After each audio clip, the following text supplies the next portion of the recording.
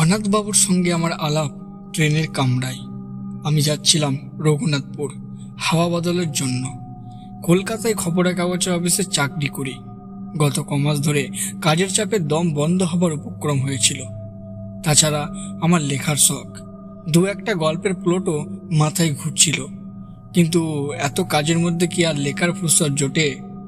তাই আর 7-5 না ভেবে 10 দিনের পাওনা ছুটি আর দিস্তেখানে কাগজ নিয়ে বেরিয়ে পড়লাম। এত জায়গা থাকতে রঘুনাথপুর কেন? তারও অবশ্য একটা কারণ আছে। ওখানে বিনা খরচায় থাকার একটা ব্যবস্থা জুটে গেছে। আমার কলেজের সহপাঠী বীরেন বিশ্বাসের পৈতৃক বাড়ি রয়েছে রঘুনাথপুরে। কফি হাউসে বসে ছুটিতে কোথায় যাওয়া যায় এই আলোচনা প্রসঙ্গে বীরেন খুব খুশি হয়ে ওর বাড়িটা অফার করে বলল, আমিও যেতুম, কিন্তু আমার এদিকের ঝামেলা বুঝতেই তো পারছিস। তবে তোর কোনো অসুবিধা হবে না।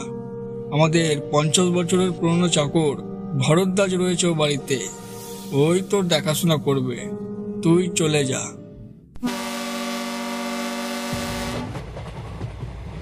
গাড়িতে যাত্রী ছিল অনেক। আমার বেঞ্চেতে আমার পাশে বসেছিলেন অনাথ বন্ধু মিত্র।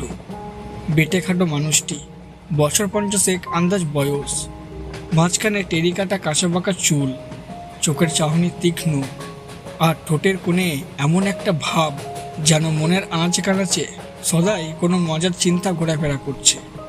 পোশাক আশাকের ব্যাপারেও একটা বিশেষত্ব লক্ষ্য করলাম। ভদ্রলোককে হঠাৎ দেখলে মনে হবে তিনি যেন 50 বছরের পুরনো নাটকের চরিত্রে অভিনয় করার জন্য সেজেগুজে তৈরি হয়ে এসেছেন। ওরকম কোট, ও ধরনের শার্টের কালার, ওই চশমা, আর বিশেষ করে ওই বুট জুতো, এসব আর আজকালকার দিনে কেউ পরে না। অনাথবাবুর সঙ্গে আলাপ করে জানলাম তিনিও রঘুনাথপুর যাচ্ছেন। কারণ জিজ্ঞেস করাতে ভদ্রলোক কেমন যেন অন্যমনস্ক হয়ে পড়লেন। কিংবা এও হতে পারে যে ট্রেনের শব্দের জন্য তিনি আমার প্রশ্ন শুনতে পাননি। বীরেনের পৈতৃক ভিটেটি দেখে মনটা খুশি হয়ে উঠল।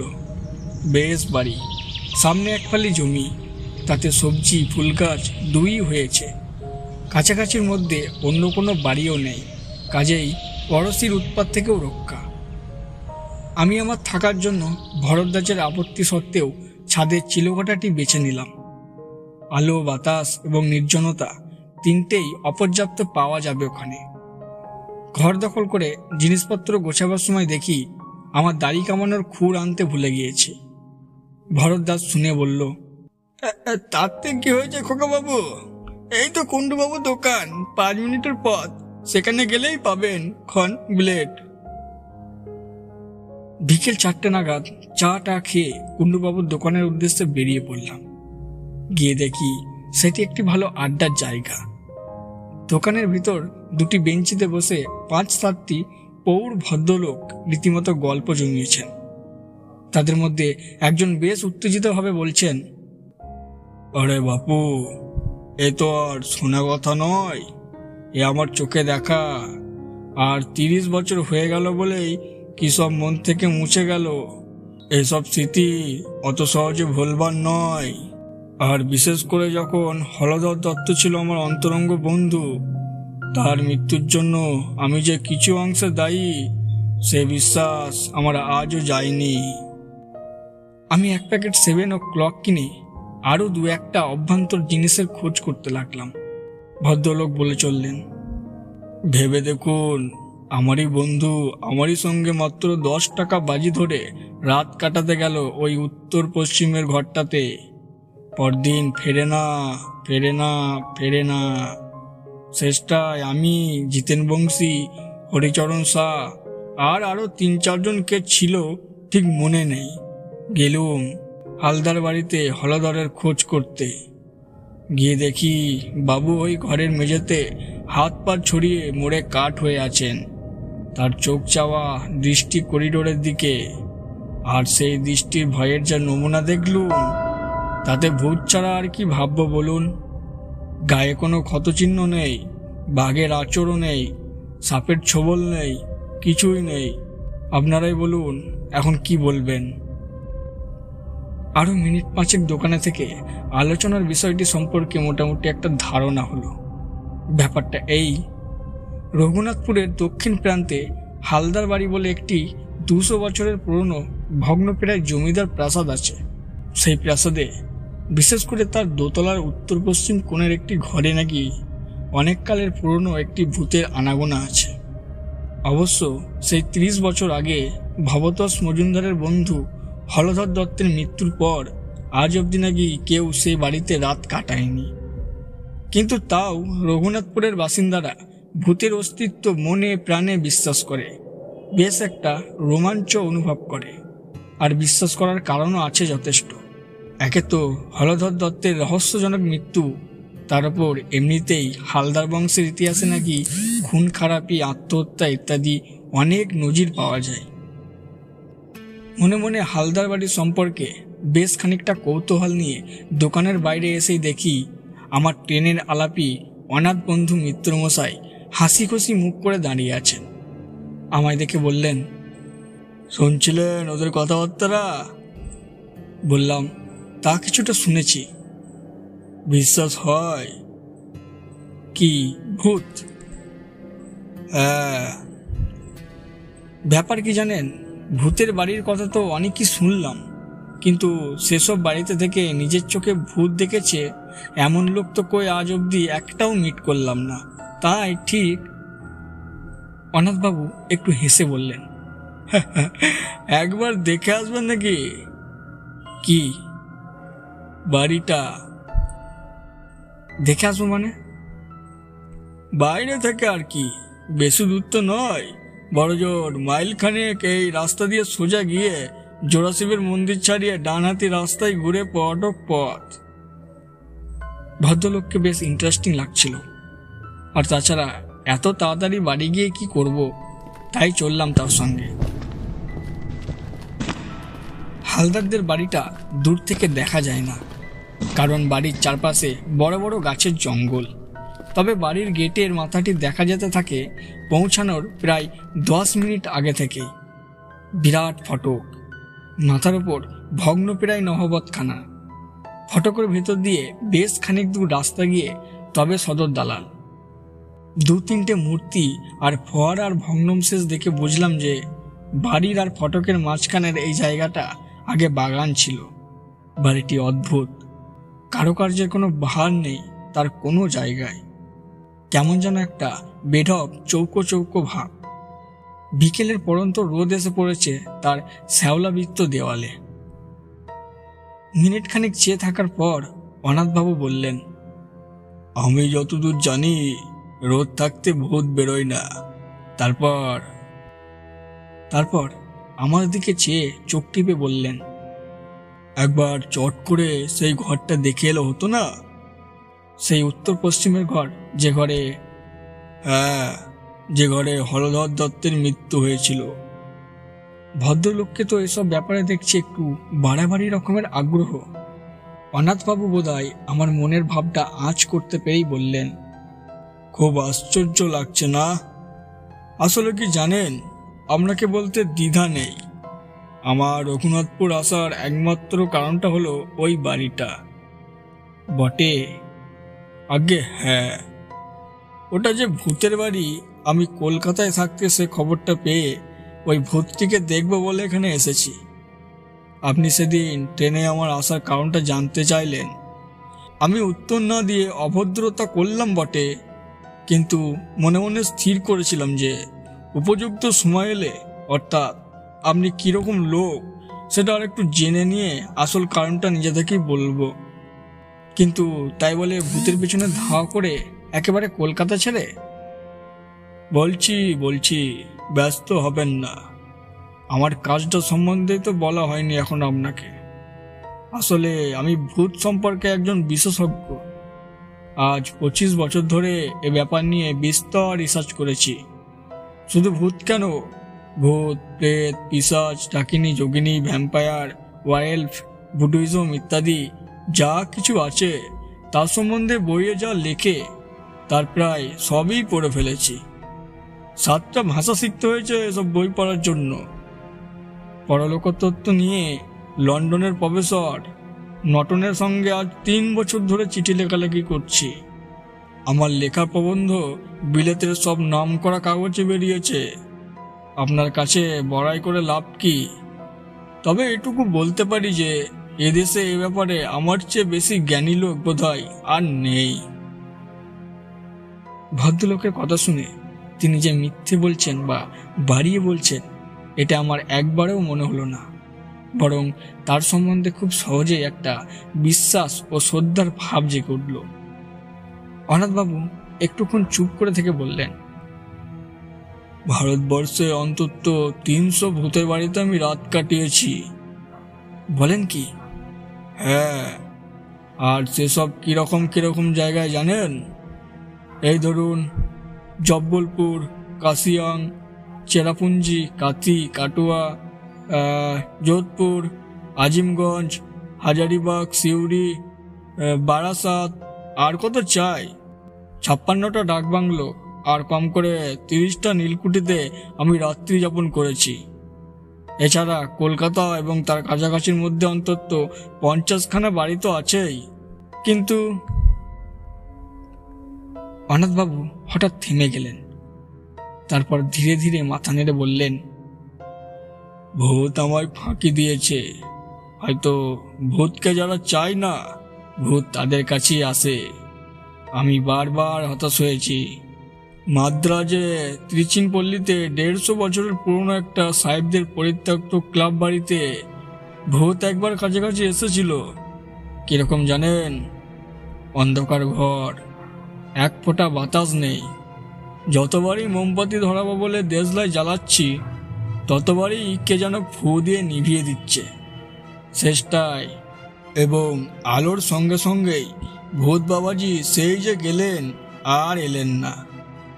একবার কলকাতার ঝামাপুকুরের এক হানাবাড়িতেও একটা ইন্টারেস্টিং অভিজ্ঞতা হয়েছিল। আমার মাথায় তো এত চুল দেখছেন, অথচ এই বাড়ির একটা অন্ধকার ঘরে ভূতের অপেক্ষায় বসে থাকতে থাকতে মাঝরাত্রি নাগাদ হঠাৎ ব্রহ্মতালুর কাছটা একটা মশার কামড় খেলাম। কি ব্যাপার? অন্ধকারে ভয়ে ভয়ে মাথায় হাত দিয়ে দেখি একটি চুলও নেই, একেবারে মসৃণ মাথা জোড়া টাক। এ কি আমারই মাথা, না অন্য কারোর মাথায় হাত দিয়ে নিজের মাথা বলে মনে করছি? কিন্তু মশার কামড়টা তো আমি খেলাম। টর্চটা জ্বেলে আয়নায় দেখি টাকের কোনো চিহ্ন মাত্র নেই। আমার যে চুল, সে চুলই রয়েছে আমার মাথায়। ব্যাস, এই দুটি ছাড়া আর কোনো ভূতের অভিজ্ঞতা এত চেষ্টা সত্ত্বেও আমার হয়নি। তাই ভূত দেখার আশা একরকম ছেড়েই দিয়েছিলাম। এমন সময় একটা পুরনো বাঁধানো প্রবাসীতে রঘুনাথপুরের এই বাড়িটার একটা উল্লেখ পেলাম। তাই ঠিক করলাম একটা শেষ চেষ্টা দিয়ে আসবো। অনাথবাবুর কথা শুনতে শুনতে কখন যে বাড়ির সদর দরজায় এসে পড়েছি সে খেয়াল ছিল না। ভদ্রলোক তার ট্যাগ ঘড়িটা দেখে বললেন, আজ 5টা 31 সূর্যাস্ত, এখন 5:15। চলুন, রোদ থাকতে থাকতে একবার ঘরটা দেখে আসি। ভূতের নেশাটা বোধহয় সংক্রামক, কারণ আমি অনাথবাবুর প্রস্তাবে কোনো আপত্তি করলাম না, বরঞ্চ বাড়ির ভেতরটা আর বিশেষ করে দোতলার ওই ঘরটা দেখবার জন্য বেশ একটা আগ্রহ হচ্ছিল। সদর দরজা দিয়ে ঢুকে দেখি বিরাট উঠোন ও নাট মন্দির।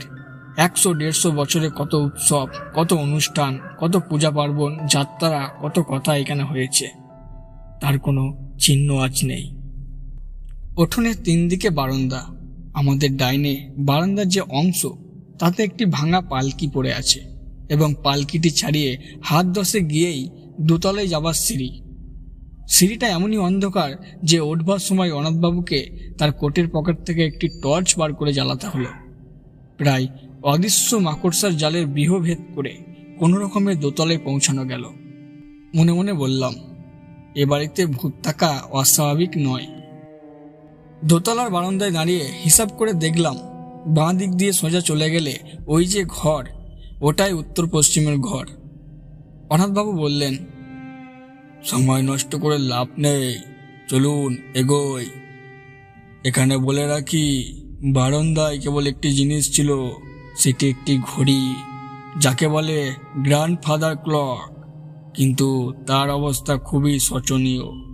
কাঁচ নেই, বড় কাঁটাটিও উধাও, পেন্ডুলামটি ভেঙে কাত হয়ে পড়ে আছে।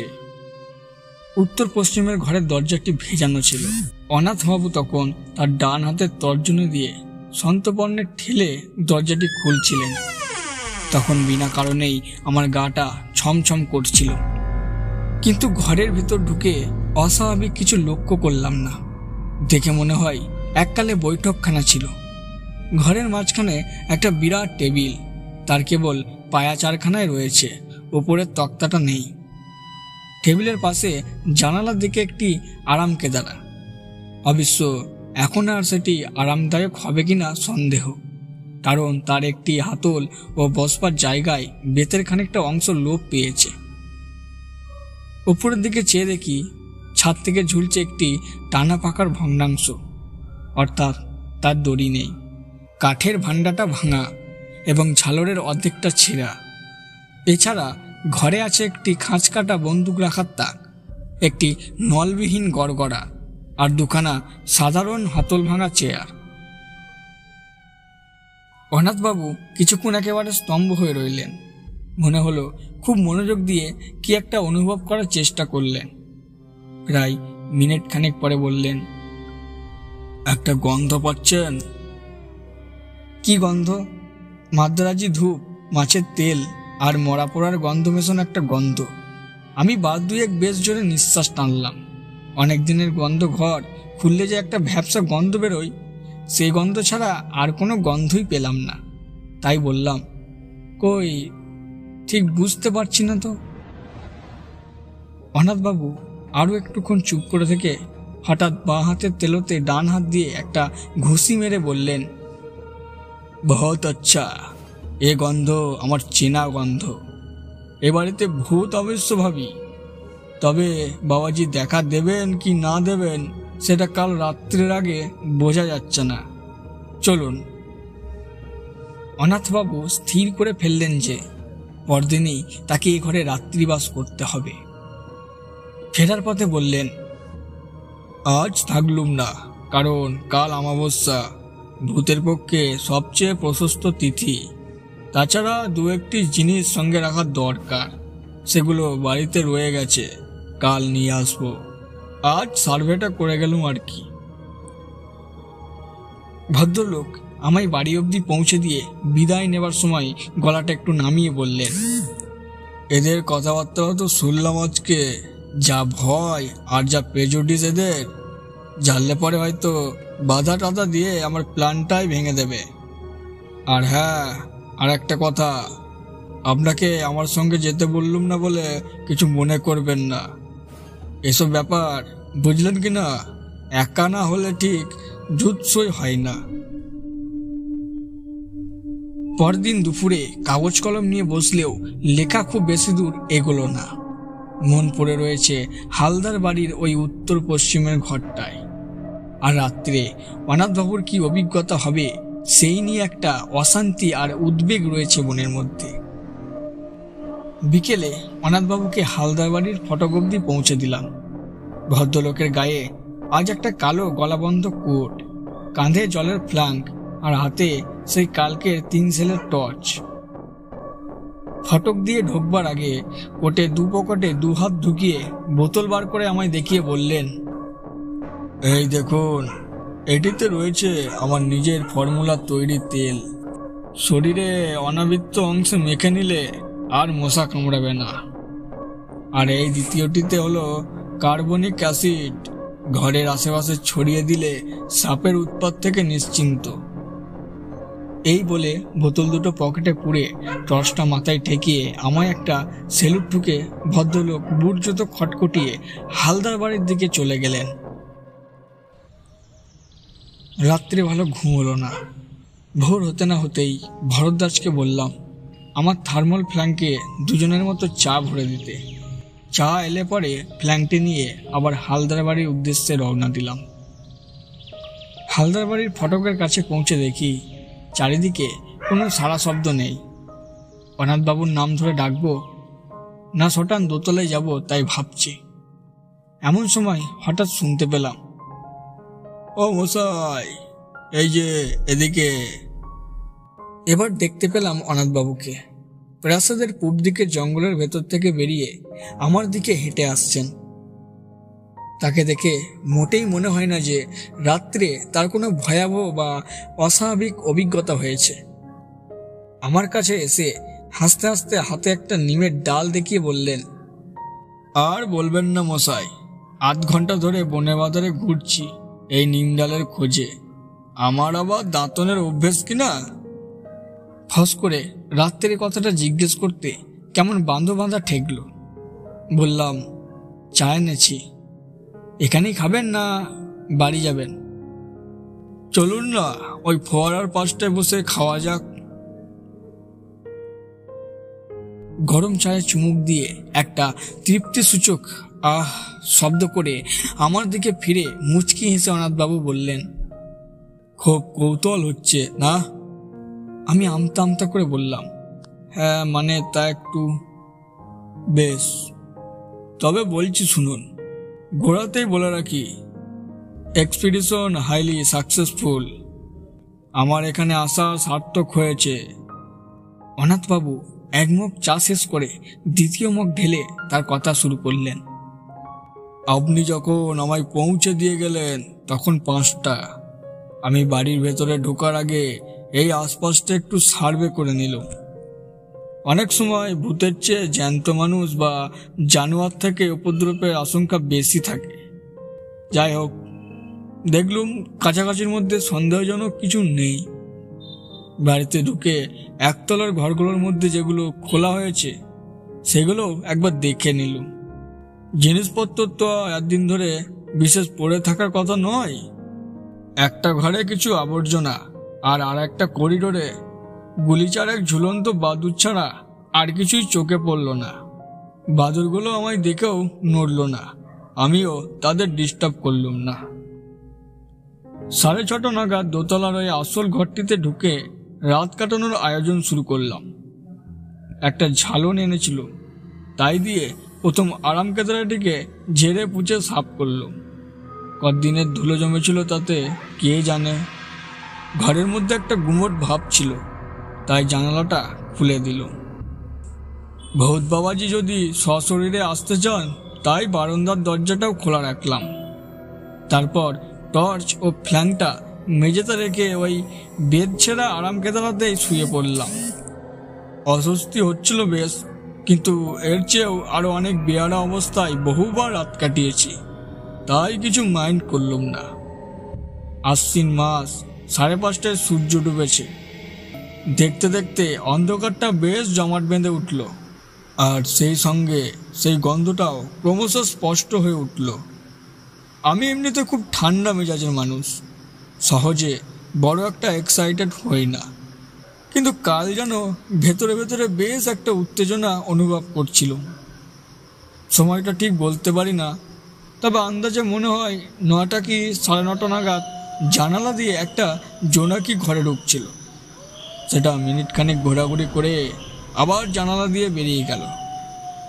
তারপর কখন যে শিয়াল ঝিঝির ডাক থেমে গেল আর কখন যে আমি ঘুমিয়ে পড়েছি সে খেয়াল নেই। ঘুমটা ভাঙলো একটা শব্দে, ঘড়ির শব্দ। ঢং ঢং ঢং করে 12টা বাজল। মিটে অথচ বেশ জোর আওয়াজ, জাত ঘড়ির আওয়াজ, আর সেটা আসছে বাইরের বারান্দা থেকে। কয়েক মুহূর্তের মধ্যেই ঘুমটা ছুটে গিয়ে সম্পূর্ণ সজাগ হয়ে আরও 2টো জিনিসের লক্ষ্য করলাম। এক, আমি আরাম কেদারায় সত্যিই খুব আরামে শুয়ে আছি। ছেঁড়াটা তো নেই, বরং উল্টে আমার পিঠের তলায় কে যেন একটা বালিশ গুজে দিয়ে গেছে। আর 2, আমার মাথার ওপর একটি চমৎকার ঝালর সমেত আস্ত নতুন টানা পাখা। তা থেকে একটি নতুন দড়ি দেওয়ালের ফুটো দিয়ে বারান্দায় চলে গেছে, এবং কে জানি সে দড়িতে টান দিয়ে পাখাটি দুলিয়ে আমার চমৎকার বাতাস করছে। আমি অবাক হয়ে এইসব দেখছি আর উপভোগ করছি। এমন সময় খেয়াল হলো, অমাবস্যার রাত্রে কি করে জানি ঘরটা চাঁদের আলোয় উদ্ভাসিত হয়ে উঠল। তারপর নাকে এলো একটা চমৎকার গন্ধ। পাশ ফিরে দেখি কে জানে একটি আলবোলা রেখে গেছে, আর তার থেকে ভুরভুর করে বেরোচ্ছে একেবারে সেরা অম্বুরি তামাকের গন্ধ। অনাথবাবু একটু থামলেন, তারপর আমার দিকে ফিরে হেসে বললেন, বেশ মনোরম পরিবেশ নয় কি? আমি বললাম, শুনে তো ভালোই লাগছে। আপনার রাতটা তাহলে মোটামুটি আরামেই কেটেছে। আমার প্রশ্ন শুনে অনাথবাবু হঠাৎ গভীর হয়ে গেলেন। খানিকক্ষণ অপেক্ষা করে আমি আর ধৈর্য রাখতে না পেরে বললাম, তাহলে কি সত্যি আপনার কোনো ভয়ের কারণ ঘটেনি? ভূত কি আপনি দেখেননি? অনাথবাবু আবার আমার দিকে চাইলেন। এবার কিন্তু তার ঠোঁটের কোণে সে হাসিটা নেই। ধরা গলায় ভদ্রলোকের প্রশ্ন এলো, পরশু যখন আপনি ঘরটায় গেলেন তখন কড়িকাঠের দিকটা ভালো করে লক্ষ্য করেছিলেন কি? আমি বললাম, তেমন ভালো করে দেখিনি বোধহয়। কেন বলুন তো? অনাথবাবু বললেন, ওখানে একটা বিশেষ ব্যাপার রয়েছে, সেটা না দেখলে বাকি ঘটনাটা বোঝাতে পারবো না। চলুন। অন্ধকার সিঁড়ি দিয়ে উঠতে উঠতে অনাথবাবু কেবল একটি কথা বললেন, আমার আর ভূতের পেছনে ধাওয়া করতে হবে না সতীশবাবু, কোনোদিনও না। সে শখ মিটে গেছে। বারান্দা দিয়ে যাওয়ার পথে ঘড়িটার দিকে চেয়ে দেখলাম সেই রকম ভাঙা অবস্থা। ঘরের দরজার সামনে পৌঁছে অনাথবাবু বললেন, চলুন। দরজাটা ভেজানো ছিল। আমি হাত দিয়ে ঠেলে ঘরের মধ্যে ঢুকলাম। তারপর দু পা এগিয়ে মেঝের দিকে চোখ পড়তেই আমার সমস্ত শরীরে একটা বিস্ময় ও আতঙ্কের শিহরণ খেলে গেল।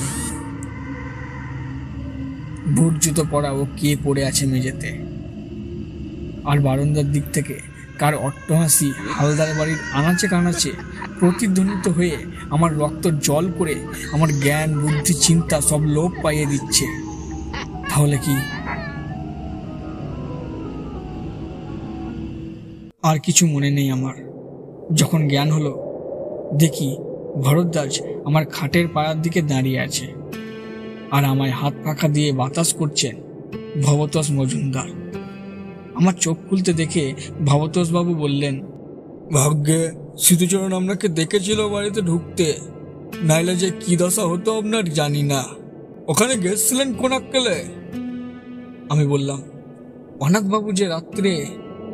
ভবতোষবাবু বাঁধা দিয়ে বললেন, হ্যাঁ অনাথবাবু, কাল যে অতগুলো কথা বললুম সেসব বোধহয় কিছুই বিশ্বাস করেননি ভদ্রলোক।